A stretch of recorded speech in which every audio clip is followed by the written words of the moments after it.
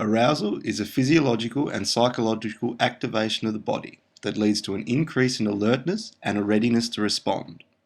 Arousal levels vary on a continuum of deep sleep to intense excitation. Arousal is physiologically measured through changes in heart rate, respiration, and skin conductance with the use of a voltage meter. It is psychologically measured when individuals use self-report scales to rate their arousal levels with a series of statements. Anxiety is an uneasy, negative emotional state in which feelings of nervousness, worry, and apprehension of possible failure are associated with arousal of the body. Anxiety can be broken down into state anxiety and trait anxiety. State anxiety is the ever-changing feelings of apprehension and tension associated with arousal of the body. Cognitive state anxiety concerns the changes in worry and negative thoughts, whereas somatic state anxiety concerns the changes in perceived physiological arousal. It is measured in sport using the competitive state anxiety inventory, where people self-report how nervous they feel on a low-high scale. It can also be measured by having people rate how worried and physiologically activated they feel. Trait anxiety is a behavioural disposition where an individual perceives circumstances as threatening, even if they're not potentially dangerous. The individual will respond to the situation with state anxiety reactions. Instead of rating how individuals feel at the present moment, trait anxiety is measured with a sport competition anxiety test, in which individuals rate how anxious they typically feel prior to competition.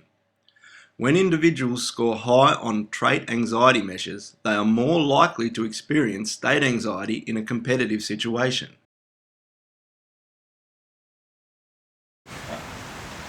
How are you feeling today?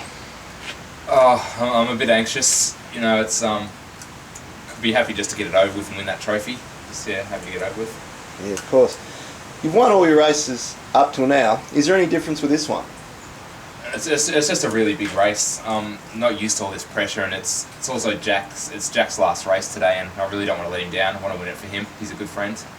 Good luck. We'll speak to you after the race. Yeah, thanks. Okay, we're going to go have a look at Jason's race in a minute, but first I just want to explain a psychological theory that could become relevant during his race. The reversal theory suggests that performance is influenced by how people view their arousal levels. Some people can view arousal as an exciting thing that gets them pumped up, where others view it as almost anxiety and get quite nervous about the event they're about to take part in. This reversal theory has four main domains: rules, means end, interaction, and orientation. I want to specifically focus on means end and talk about the paratelic and the telic state that can go with that. Paratelic basically suggests that if your mind is scattered from, you're excited about something, you're not focused on any specific task, you're just, here in the moment doing whatever feels right at the time, you're in a paratelic state. Whereas telic is the exact opposite really, when you focus on a task, and everything you do is focused on that task at that specific point in time. It is important to understand that you can flip between these two regardless of what you're doing. So you can be running around on a field when someone says sprint 100 meters, and then you go from paratelic to telic. So that explains reversal theory. Jason, what happened, mate? I don't know. We were 100% fit, and I couldn't concentrate at the start.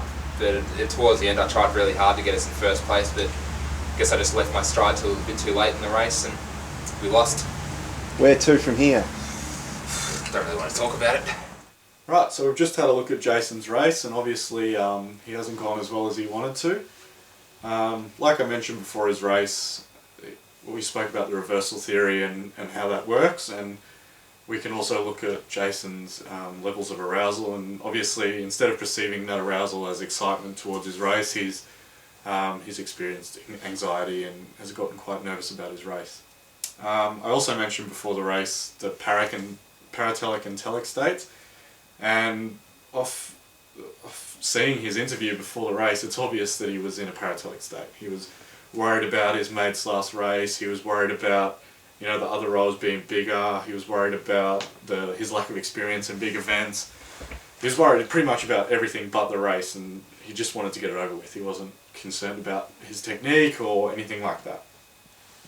And then as the race moved in, he was still in that paratelic state, thinking about everything else, trying to focus on his stroke, but not getting there. And then towards the end, we saw him pull through and switch straight away to that telic state, where he's focused. He's pulled his team back from 6th into 2nd spot, I believe, and that's the perfect example of the reversal theory. He's just swapped straight away from paratelic to telic, and it's obviously worked well for him. Alright, so how do you switch between paratelic and telic states? Well, there's three stimuli that I've had a look at, and we've broken down.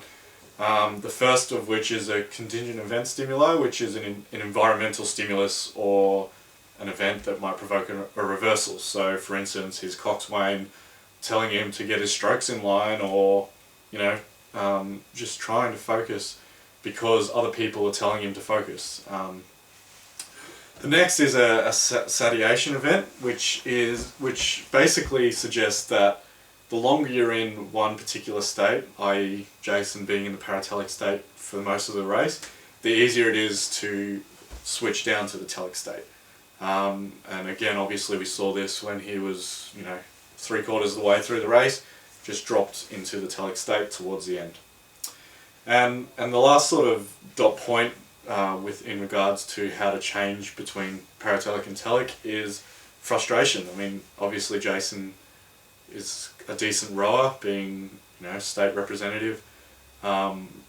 He's frustrated with his performance. He just wants to perform how he knows he can.